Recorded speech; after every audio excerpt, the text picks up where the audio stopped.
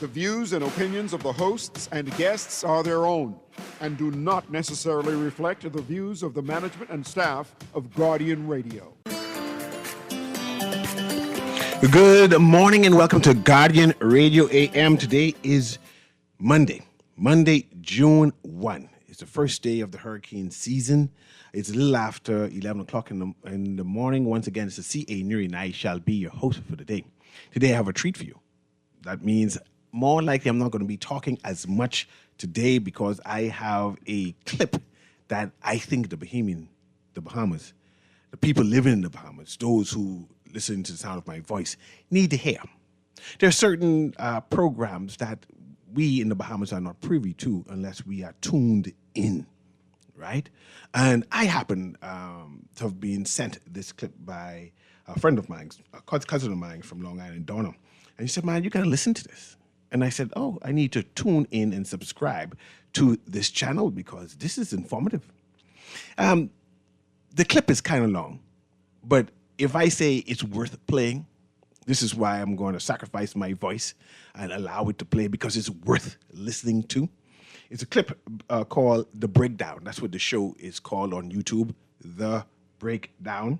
The TV station is called Pana Genius TV. That's P-A-N-A Genius, Genius TV. The host of the show is Sandra de Boateng, African. Sandra de Boateng. She is the host. She's bright and smart, articulate in general, and a voice that I think we who are Africans in the diaspora, we who are conscious people in the world, we who are considering developing the Bahamas, talking global or having global conversations. These are one of the things that we should be listening to and tuned in. So I said, Kermit, make sure you're able to play this because this is going to be my show for the day. It's a treat for my listening audience to be able to listen to this, and I pray you give me pardon for it, right? Because it's a long clip. It's going to be like 20 minutes long, but it's worth listening to. You know, when you want to share something with somebody and you say, boy, whatever it takes, I need to make sure you listen to it. This is one of those clips. So, Kermit, without any further ado, can you play that clip for me? This is The Breakdown from Pana Genius TV. The host is Sandra de Boateng, an African who has her show. It's on YouTube, so you can check it out after you listen to this. And run that clip for me. My people, the most powerful religious leader just said something that 266 popes before him refused to say for nearly 600 years. I'm sorry.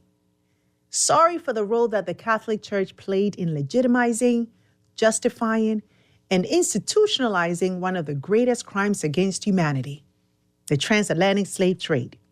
In his inaugural encyclical, Pope Leo issued a historic apology for the institutional church's complicity in slavery and colonial violence. His exact words, quote, "It is impossible not to feel deep sorrow when contemplating the immense suffering and humiliation endured by so many.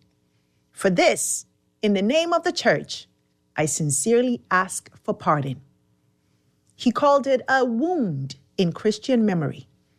And my people, let's be very clear.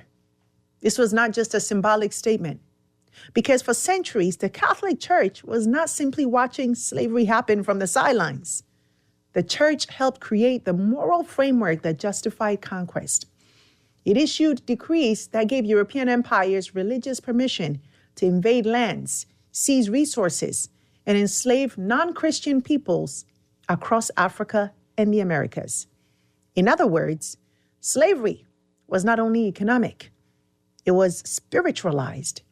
And now, 574 years later, the Vatican is finally acknowledging it.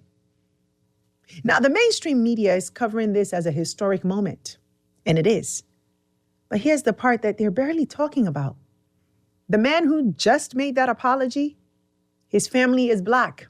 His grandparents were listed as Black in census records, and somewhere along the way, his family passed as white to survive. So think about the irony of this moment. The man leading the institution that signed the permission slip for the African slave trade carries the blood of the people that document was used to enslave. Let that sit for a moment. Today, we're not just talking about the apology. We're talking about a 574-year story, a document that nobody ever taught you about in school, a family secret hidden inside the Vatican, a UN vote that should have made world headlines and barely did, and the question that sits underneath all of it: what actually comes after sorry?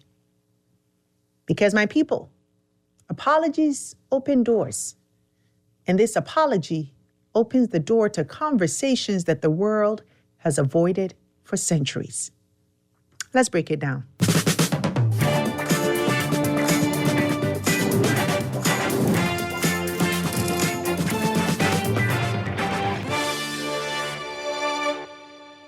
Hello and welcome to The Breakdown, where we center Africa and the Black world in today's global affairs. I'm your host, Sandra Bebu Boateng.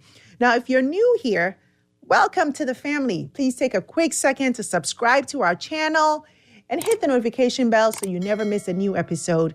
And when you're done watching, or as you're in the process of watching, drop a comment, tell me where you're tuning in from. You know, this is a global community, and I love knowing where in the world you're joining us from. All right, now, let's get into it.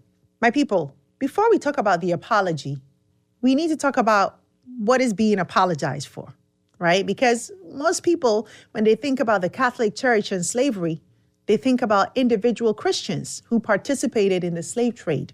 You know, priests who looked the other way, missionaries who showed up alongside colonial armies. And yes, all of that happened. But this apology is about something much more specific, much more deliberate, and much more damning. It's about a document, a single piece of paper signed in Rome in 1452 that gave Europe's kings the legal entity to invade Africa, to capture its people, and enslave them forever. The document is called Dum Diversas, and I can almost guarantee nobody taught you in school. So here's the scene. The year is 1452. Pope Nicholas V is sitting in Rome. Portugal has been raiding the coastline of West Africa. Just 8 years earlier, in 1444, the first enslaved Africans arrived in Europe. 235 people sold in a market in Lagos, Portugal, like cattle. The Portuguese king wants more slaves. He wants to keep going. But he wants something first. He wants God's blessing. So he writes to the Pope. And the Pope, Pope Nicholas V, writes back. On June 18, 1452, he issues a papal bull called Dum Diversas. And inside that document, he gives King Afonso V of Portugal the authority, in the name of God, to do the following: invade, search out, capture, subjugate, and reduce to perpetual servitude all pagans, unbelievers, and enemies of Christ. Perpetual servitude, forever, authorized by Rome, signed by the Pope. Now, let me explain what a papal bull is, because this matters, right? A papal bull is not a suggestion. It is not a recommendation. It is the Pope speaking with the full authority of God on earth, in writing, officially, for all time. In the 15th century, the Catholic Church was not just a religious institution. It was one of the most powerful governing forces in the world. When the Pope signed a document, it had the force of international law, So this wasn't just moral permission. This was legal cover. This was God's signature on the slave trade. And it didn't stop there, no. The following year, 1455, Pope Nicholas V issued a second bull called Romanus Pontifex. This one went even further.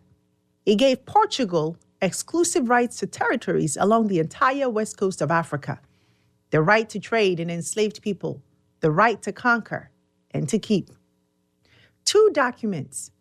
Together, they became the foundation of what is known as the doctrine of discovery, the legal and religious theory that justified European colonial seizure of African and indigenous lands for the next 5 centuries. And here's the part that will stop you cold. These bulls were not a one-time decision. They were confirmed, renewed, reinforced by 4 separate popes. Pope Calixtus III in 1456, Pope Sixtus the Fourth in 1481, and Pope Leo X in 1514. 4 popes over 62 years re-signing the same permission. This was not a mistake. This was not one man's lapse in judgment. This was institutional policy. And that's not even the most shocking part. And if you're standing, I really need you to sit for this one. For 574 years, through abolition, through civil rights, through independence movements, through every apology and every reckoning, no pope had ever stood up and said, we did this. The Vatican did this. Not just individual Christians. Us. Nobody. Until this week, on Monday. The Pope's family, his maternal grandfather, Joseph Martinez, and his wife, Louise, in 1900 are listed as black, not as Creole, but black in Louisiana in the federal census. And 1910 are listed as white in the federal census, still in Louisiana. 1920, they move as part of the Great Migration to Chicago, and they pass as white. In 1930 and 1940, they're white. So, he knows that story. So that's a very American story. Now, my people, this is the part of the story that nobody is telling you. And I need you to stay with me here because this is extraordinary. The man who made this is Pope Leo XIV, born Robert Francis Prevost, American, the first American pope in the history of the Catholic Church. And within hours of his election last year, genealogists started digging into his family tree. And what they found changed everything. Everything. Let's start in New Orleans, the 7th Ward. The year is 1900. There's a couple living there. Joseph Martinez, a cigar maker, and his wife, Louise Bequie. They're listed in census records that year as black. Joseph Martinez was born in Haiti. Yeah, Haiti, the country that staged the only successful slave revolution in human history. The country that defeated Napoleon's army and declared independence in 1804. The country that was punished for that very freedom for the next 2 centuries, forced to pay reparations to France, isolated by the international community, strangled economically for the crime of freeing itself. The Pope's grandfather came from Haiti. And Louise Bequie, his grandmother, was born in New Orleans, a free woman of color in the 7th Ward, the historic heart of New Orleans' Creole community. The Creole community of New Orleans is one of the most extraordinary and most misunderstood communities in American history. Free people of color who existed in the complicated space between slavery and freedom, between black and white, navigating a society that wanted to crush them from both directions. Joseph and Louise married in 1887. They had children. They built a life. And then, in 1910, they left. They joined what historians call the Great Migration. 6 million black Southerners who fled the American South between 1915 and 1970, fleeing Jim Crow, fleeing lynchings, fleeing a system designed to keep them poor and terrorized. They headed north to Chicago, to Detroit, to New York. Joseph and Louise went to Chicago. And here's where the story takes a turn that should make every single one of us stop and think. In New Orleans, in every census record, in every document, they were listed as black. But once they arrived in Chicago, they were listed as white. And there's a Creole term for this, passé blanc, to pass as white. The family historian who uncovered all of this, Jari Honora, put it this way, quote, fairly consistently, they're listed in census and other records in New Orleans as black and mulatto. But once they migrate to Chicago, those identifiers are all switched to white. I don't fault them at all. I see it as a decision to safeguard their livelihoods, an economic decision to shift racial identities, end quote. To safeguard their livelihoods. Think about what that means. This family looked at the world around them, the segregation, the violence, the closed doors, the burning crosses, and they made a calculation, a survival calculation. They chose to disappear into whiteness so that their children could eat, so their children could work, so their children could live. And it worked. Their daughter, Mildred, was born in Chicago, listed as white, grew up as white, married, had children. One of those children became the Pope of the Catholic Church. And the Pope's own brother, John Prevost, told the New York Times that the family never discussed their Creole ancestry. Quote, it was just never an issue, he said. Never discussed, buried, survived by silence. But then Henry Louis Gates Jr. shows up, the Harvard professor, yes, the host of Finding Your Roots, the man who has spent his career recovering exactly these kind of erased histories. He traveled to the Vatican, sat across from Pope Leo, and hand-delivered a genealogical report that traced the Pope's ancestry back 5 generations across 4 continents. What the report confirmed? The Pope has at least 17 Afro-Creole ancestors, free people of color in Louisiana before the Civil War, enslaved people, painful complexity that defines Black American history, enslaved people who, after gaining their freedom themselves, became slave owners. His ancestor, Marie Jean, was freed from slavery and then went on to own more than 1,000 acres of land and at least 20 enslaved people. Gates said this about the Pope. He's the perfect Pope for this moment in our world of so much cultural diversity because his genome is truly cosmopolitan. I use the word ecumenical in the Greek sense, embracive of the world. And so he has ancestors from everywhere, including Black ancestors, mixed race ancestors, slave owners, enslaved, the whole thing. This is the story of the Americas, right? It's messy, it's complicated, and deeply human. My people, the man who just apologized for the document that started the African slave trade carries in his own blood the story of people that document was used to destroy. His grandfather fled from Haiti, the nation that broke slavery, to New Orleans, the heart of the American slave economy. His family passed as white to survive the consequences of the very system that the Vatican helped build. And now he sits in Rome, in the chair of the very institution that signed the permission slip. And he says, I ask for pardon.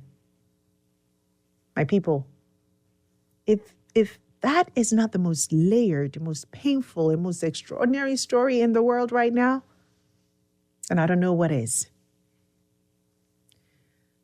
But let's be clear about something, right? This apology is historic, yes. For centuries, the Vatican's position was essentially this. The church has always upheld the dignity of every human being. Individual Christians may have done wrong, but the institution itself, the Holy See, not our problem. That position just ended. On Monday, Leo changed the conversation entirely. Here's what he said directly on the record in his first official encyclical, quote, Neither can we deny or diminish the delay with which both society and the church came to denounce the scourge of slavery. In antiquity and the Middle Ages, many individuals and even ecclesiastical institutions had slaves. Already in the early modern period, the Apostolic See of Rome, responding to requests from sovereigns, intervened several times in order to regulate and legitimize forms of subjugation, and in certain cases, the enslavement of infidels. End quote. The Apostolic See, not just individual Christians, he said, the See of the Vatican itself. And then he continues, quote, it was only in the 19th century that a formal, absolute, and universal condemnation of slavery was clearly articulated, notably under Pope Leo XIII. This development offers a clear example of the Church's growth in understanding the perennial truths of revelation that she safeguards. Although there was not always consistency in practice, given that slavery was long tolerated before being unequivocally condemned, there has been a continuous affirmation throughout history of the dignity of every human being created in the image of God, even if it took 18 centuries for its full incompatibility with slavery to be explicitly recognized. This constitutes a wound in Christian memory, one from which we cannot consider ourselves detached. It is impossible not to feel deep sorrow when contemplating the immense suffering and humiliation endured by so many in stark contrast to their immeasurable dignity as persons, infinitely loved by the Lord. And for this, in the name of the Church, I sincerely ask for pardon. End quote. My people, 18 centuries is how long it took for the Church to finally condemn slavery. And now, in 2026, is the first time a pope has officially apologized on behalf of the Church. So yes, this moment matters. The words matter. But my people, I really need us to ask the harder question. Because here's what the apology does not say. The papal bulls, Dum Diversas and Romanus Pontifex, the actual documents that authorize the slave trade, they've never been formally revoked. In 2023, the Vatican repudiated the doctrine of discovery that grew out of those bulls. But the bulls themselves, they're still technically valid Vatican documents. The apology came from a man, but the paperwork is still on the books. And then there's this. Just 2 months before this apology, on March 25th, 2026, something happened at the United Nations that should have made front pages around the world everywhere. But most people missed it. Ghana's President John Dramani Mahama, standing at the United Nations on behalf of the entire African Union, brought forward a resolution to formally declare the transatlantic slave trade the gravest crime against humanity in history. 123 countries voted yes. 123. 3 countries voted no. The United States of America, Argentina, and Israel. And the countries that abstained? The entire European Union. Yeah, including Portugal, including Spain. Portugal, the country that received those papal bulls in 1452. The country that builds the first slave trade on the west coast of Africa using God's permission as their cover story. In 2026, Portugal abstained from a vote recognizing what that slave trade did to humanity. And now the Vatican says, sorry. But Portugal still hasn't. And the United States, the country that benefited more than any other from enslaved African labor, voted no. So my people, think about the picture that paints. The Pope, whose family survived the consequences of the slave trade by disappearing into whiteness, issues an apology from Rome. And the nations that built their wealth on that trade are still not ready to call it what it is. So the question that sits underneath all of this is not, was the apology real? The question is, what comes after sorry? What comes after? Because an apology without revoking the documents is a press release. An apology without the nations involved actually following suit is a headline. And an apology without reparations from one of the wealthiest institutions on earth is a beginning, yes, but not an ending. Historian Shannon D. Williams called this apology a monumental step toward the kind of essential truth-telling and reparation that many Catholics have prayed and worked to witness. She used the word reparation, not just apology, but action. And that is the word that every government, every institution, and every country still refusing to say needs to hear. Now, my people, this is the part of the story that I really need us to pay attention to. Because what happened this week is not an isolated event. You see it as a pattern. And once you see it, well, you cannot unsee it. Just 8 days before the Pope issued this apology, something else happened in Edinburgh, Scotland, that barely made the news. On May 17th, the Church of Scotland issued a formal apology for its historical role in slavery, adopted at the church's General Assembly in Edinburgh. The Church of Scotland, also known as the Kirk, is the National Church of Scotland. 5 million members, centuries of history.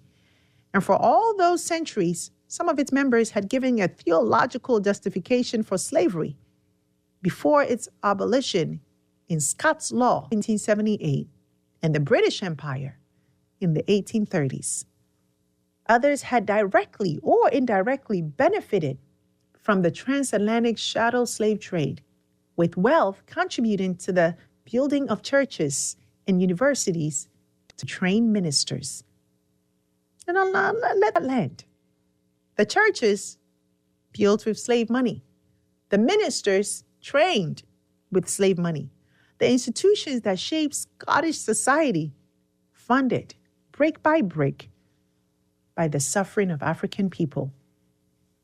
And the words that they chose for their apology, quote, "We are grieved beyond telling by the extraordinary suffering that we have inflicted through our actions and our inaction on our brothers and sisters. We repent, committing ourselves to changing course and bearing fruit worthy of repentance." End quote. Grieved beyond telling. Now, here's what makes the Church of Scotland's apology different from just words on a paper, right? Before issuing the apology, they went to Jamaica, an ecumenical pilgrimage to the Caribbean, building relationships with the United Church in Jamaica and the Cayman Islands and the Presbyterian Church in Trinidad and Tobago. They sat with the people.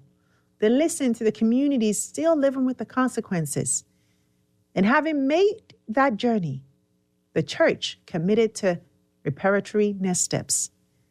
Not just, sorry, but a commitment to action, a working group. Next steps to be brought to the 2027 General Assembly. My people, 8 days apart, two of the most significant Christian institutions in the Western world, both saying for the first time in their histories, we were wrong. We were complicit, and we're sorry.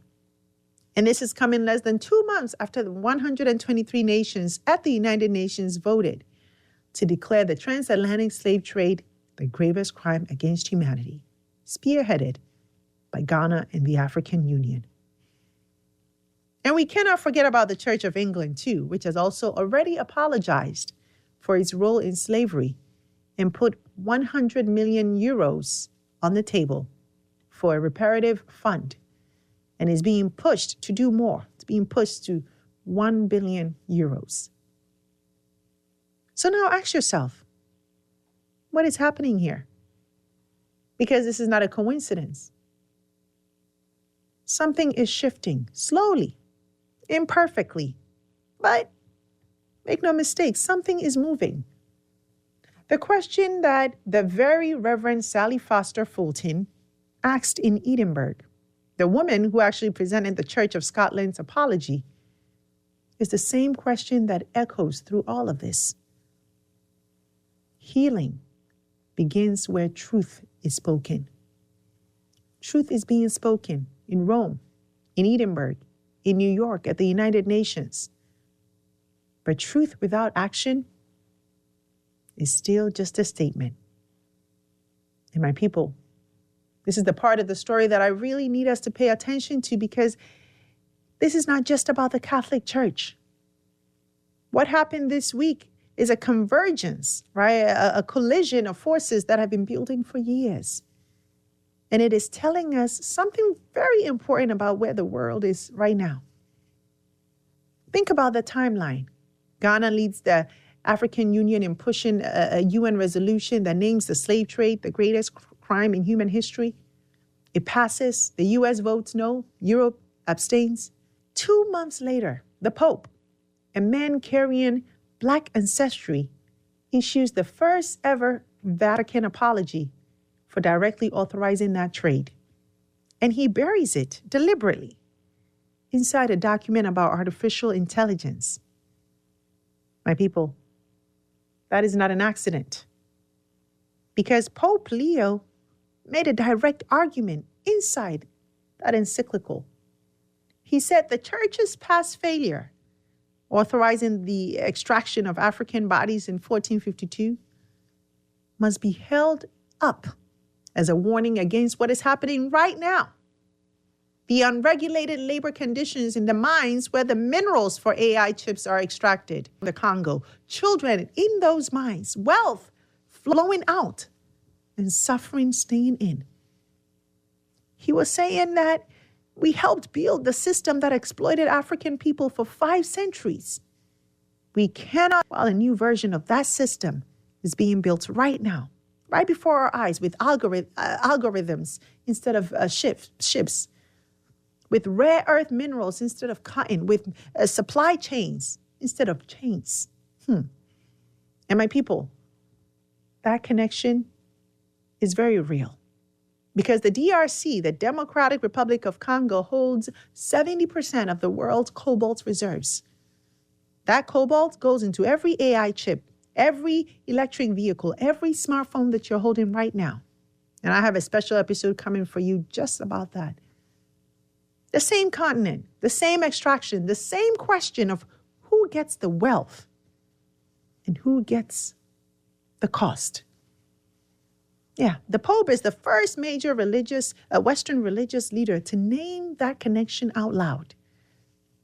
And it matters because what we're witnessing in this moment between Ghana's UN resolution, the papal apology, and the silence of Europe and America is a global argument about accountability. And whether the world is ready to move from acknowledgement to action, from sorry to something. And right now, the answer is not clear. It is not. And so where do we go from here, my people? Because this story does not have a clean ending, at least not yet. The papal bulls are still on the books. Portugal and Spain have still not made their own accounting. The United States voted no at the United Nations. No to calling the slave trade a crime against humanity. And the Vatican, for all the power of what the Pope said, his words, still has not announced any concrete steps towards reparatory justice or action. But something has shifted. For the first time, the institution that wrote the permission slip has admitted it. For the first time. 123 nations stood up at the UN and said this was the gravest crime in history. For the first time, the man holding the most powerful religious office in the world is someone whose own family lived inside the story that he just apologized for. History moved this week, yes, slowly, painfully, incompletely. But it did move. And I believe the pressure is only going to grow because Ghana is not done. The African Union is not done. And the millions of people across Africa and the diaspora who have been waiting, not for an apology, but for something real, they're not done either. And so now I turn it over to you. Do you think the Pope's apology is meaningful, or is it too little too late? Should the Vatican formally revoke the papal bulls that started all of this? And what do you think real accountability looks like, not just from the church, but from Portugal, from Spain, and the United States? Drop your thoughts in the comments, and let's talk about it. Because again, this is why this community is here. And also tell me where you're tuning in from. We have people joining us from all across the world, Africa, UK, Caribbean, Americas, and I love knowing where in the world this conversation is reaching you. And before I let you go, a very quick couple of updates and reminders for you. Our homecoming tour is coming up in Ghana, 2027, and spots are filling up fast. If you have been thinking about visiting Africa, not just as a tourist, but with intention and purpose, to understand the landscape, to explore opportunities to engage meaningfully, I would love to invite you to join me in a community of global leaders, thinkers, and investors. That's Guardian Radio AM. We're going to take a quick commercial break right now. I see you, caller. Do not hang up, caller. That just now was the breakdown by the Pana Genius TV. The host there was Sandra de Buartin, an African there. It was dynamic, wasn't it? I want to have your feedback on that. I also going to speak about out of the 193 nations that are a part of the United Nations, only 123 voted that the slave trade, first crime to happen in humanity. They had 70 countries abstained. We had 3 countries who said, no, that's not the worst crime. I mean, I entertain it. We can talk about that when we come back.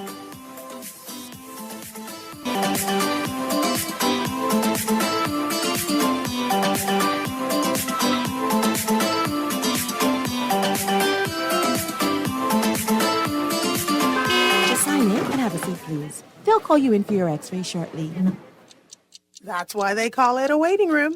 You won't have that problem at Fourth Terrace Diagnostic Center or Imaging at Grosvenor. We never schedule multiple appointments, so you'll be in and out in no time. And if your initial screening reveals a concern, our radiologist can conduct an alternative screening right then and there. Call 328-8157 to schedule an appointment at Fourth Terrace Diagnostic Center or Imaging at Grosvenor today. For fast, reliable, and impactful printing services, look no further. Let Printmasters bring your masterpiece to life. We stand by our quality products that is second to none. Our affordable pricing and friendly, efficient staff makes Printmasters the ultimate choice for all your printing needs. We can deliver any type of printing services, from banners to booklets to business cards. You name it, we can print it. Let Printmasters bring your masterpiece to life. Located in the Nassau Guardian Building, telephone 302-2361. Love the show? Want to give your support? Become a sponsor today. Call 302-2300 for our rates and packages. That's 302-2300. Become a sponsor on Guardian Radio 96.9 FM. Fresh news, smart talk, all day.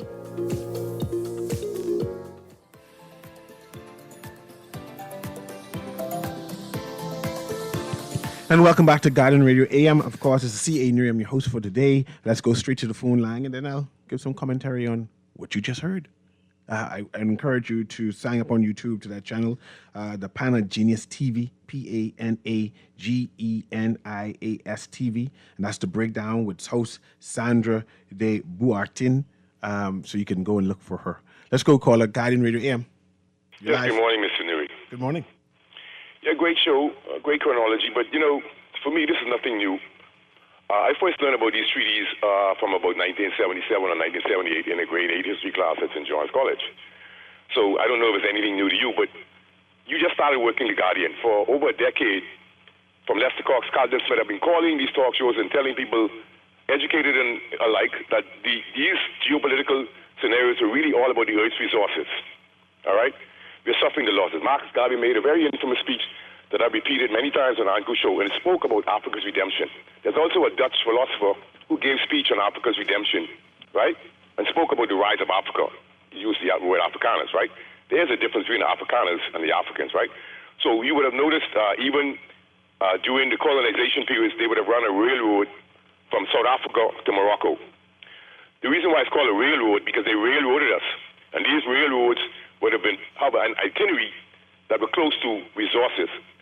So I'm not a genius by any means. What I'm saying is it's quite obvious that it's about the Earth's resources. But most of us are mindless about it. And as it relates to the papal bulls that she spoke about, right? The most infamous one that stood with me is the Treaty of Tordesillas. And so the one that she spoke with was previous, right? So what that means is that after learning these things, they all reported to the Pope, and then the Pope decided, right, through God, which is a great laughter hereafter, that he would divide the world in half between Spain and Portugal. And we saw the subsequent fall of the rise of the European wars, intervention, etc., the battle for the West Indies and other parts of the world. So when she talked about the lack of reparatory justice, by any means it is really necessary. But for me, as it relates to the United Nations, Arab countries and many Eastern countries were reluctant to join the League of Nations, which is the precursor to the United Nations. That land was donated by John D. Rockefeller. So the Arab nations, they knew the sinister agenda behind the United Nations. So remember now, there are two main non-permanent, non-observer states. The Holy See, they call it the Vatican City, and the state of Palestine. And there's a reason for that. So when you look at, on a previous follow-up show, what you should do is delve into the 6 organs of the United Nations and see the status quo, how it is set up and how it is designed to run. It's an injustice. It's not. It doesn't bring anything fair. People may think so, but that's because they are lazy. They are cognitive ease thinkers. They don't want to get into anything complicated. But do a follow-up show on this because it is much. You see what I'm saying, my brother? And also delve into some of the literature of the German reformer Marx from the Nancy that he was in. So also do a follow-up show on some of the narratives. And I started to read the narratives on the Treaty of Tordesillas. You wouldn't believe how sophisticated it is. And she made a very important point. It still stands today in OCA. And so we're fighting one another, but we don't really know the real causes because of the lack of collective consciousness. So I'm just saying that, these are things that I highlight upon that we really should pay attention to one another. I was stressing this. Most people don't really understand what's going on in the world. It's all about the Earth's resources. Good day. Okay, thank you very much for that, 52. In the United Nations, there are 193 nations. 52 reminds us that there are 2 observer nations, which is the state of Palestine and, of course, Vatican City, which is a state by itself, who are observers or have observer status in the United Nations. And out of that 193 nations, when the president of Ghana put forward that they believe, or be it known, that the slave trade it has been the worst crime against humanity ever. 123 countries agreed with him and voted and said yes. 3 countries said no. And we need to say their names so we all know who are the 3 countries. And those 3 countries are Argentina, the United States of America, and Israel. They voted wholeheartedly no. Then there were 70 countries who decided to abstain. Said, I'm not even participating inside this conversation at all. And those are the whole European Union, all of Europe, all that Western countries, all of Europe, European Union, said, I'm not even participating, siding with this at all, right? And we as people who live in the Caribbean, that's black, white, Asian, indigenous people, need to appreciate what is happening, what is being said to us as a people, right? What is being said to the Americas here, to the Western civilization, what is being said, and then we need to make some decisions moving forward on what we should be doing, right? I would like to commend Pope Leo XIV for his apology, right? I'm not sure if his apology came out based on his background and his acknowledgement of his background, and therefore he said, okay, I'm going to take it a step further. I'm not sure if the Holy See is going to take it a step further by doing something tangible, or this was a one incident where one pope saying something and they say, okay, don't worry about it, that's him grandstanding, and we're going to move, when he transitioned, we're going to move away from this, right? Or whether the Holy See, the Vatican, is going to do something substantial, say, hey, you know what? We made our organization in the beginning made some missteps, and with apologies, right, comes reparation, and that we will make steps to help those people who we offended. I see we have another caller here. Guardian Radio AM, go ahead, caller. You're live. Go ahead, caller. Hello. Hello, go ahead. Mr. Newry. Hey. Good morning. You see, just like back in the 1960s, when the black Bahamians used to populate faster than the white Bahamians, the white Bahamians knew that it was just a matter of time before the black people take over the country. And that's why they started sharing up all the land, all the front land around the harbor, with the best beaches, all around the east, all down South Beach, all around Life and Key and so forth. The white people started. When the PLP finally took over, Norman Solomon stood up in the House of Assembly and said, congratulations, Mr. Penland. You won this little house in Bay Street, but all around you, you and your people will be coming to business till death do you part. And even if we don't watch what's going on in our country, just like the population of the southern island of the Bahamas named Hispaniola comes to the Bahamas, if we don't watch out, they populating, there will be no more Bahamians here. This will be the new Haiti. Okay. As we continue the conversation and acknowledge what comes after sorry, what should we be doing, right? I want to have the conversation on we as the Bahamas and how we should be coming together to push the Bahamas forward in terms of repairing things that went wrong, in terms of uplifting the Bahamas, and in terms of being a part of a global conversation.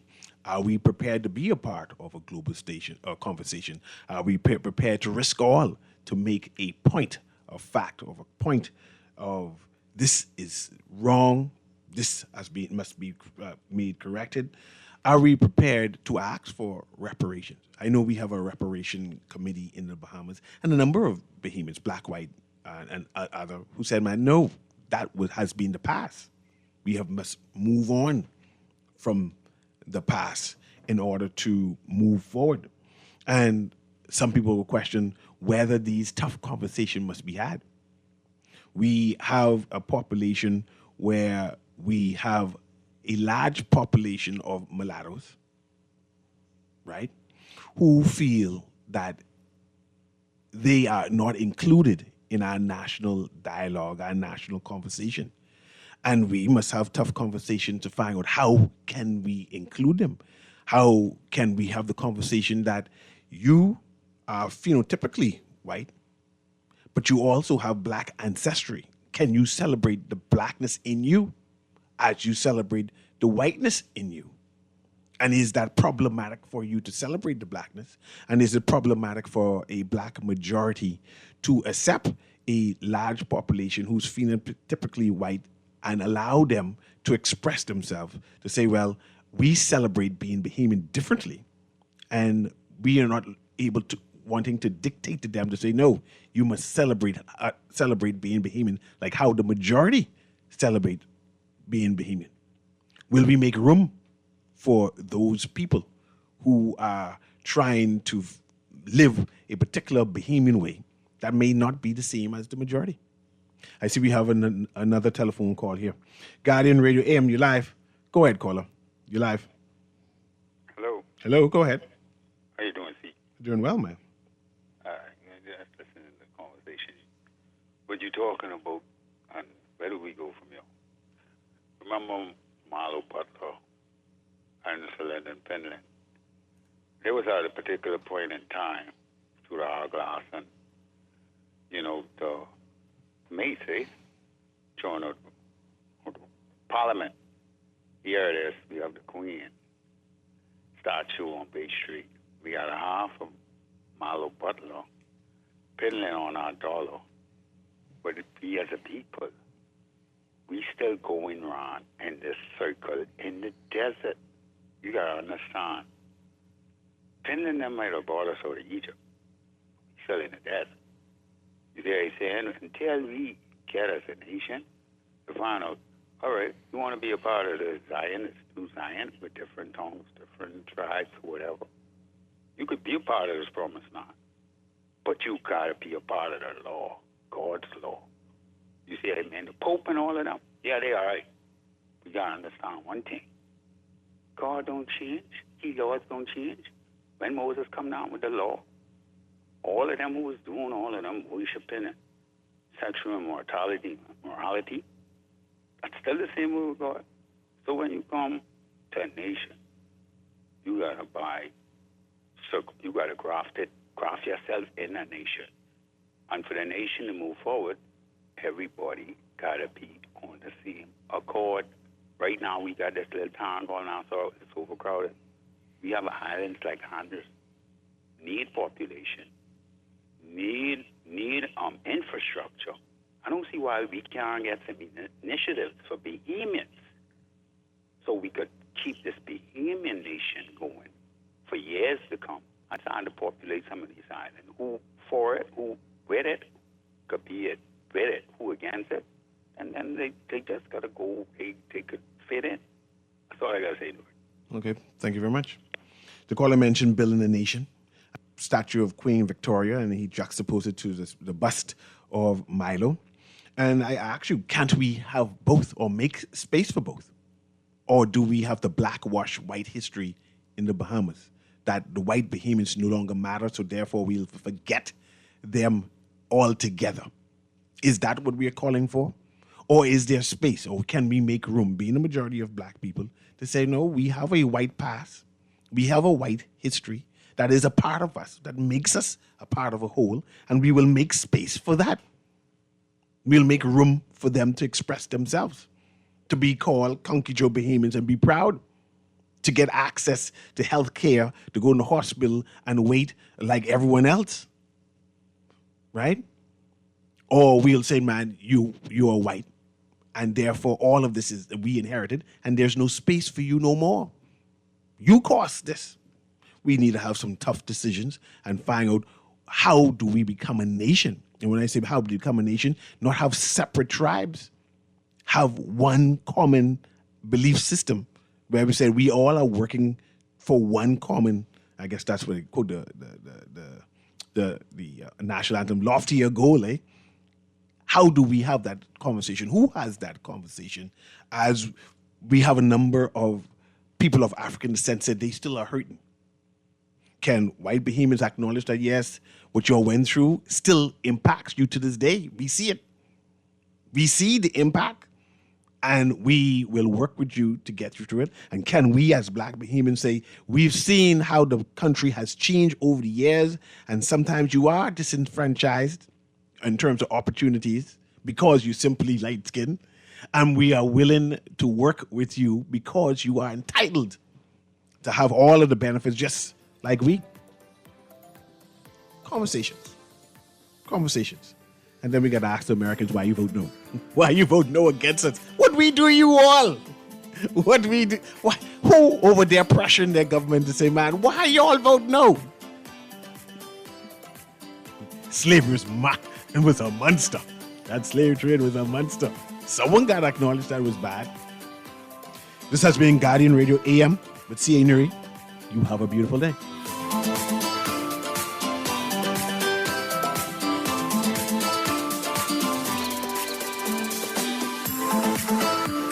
This is Guardian Radio 96.9 FM, Streaming on GuardianTalkRadio.com and the Guardian Radio app, Nassau, Bahamas.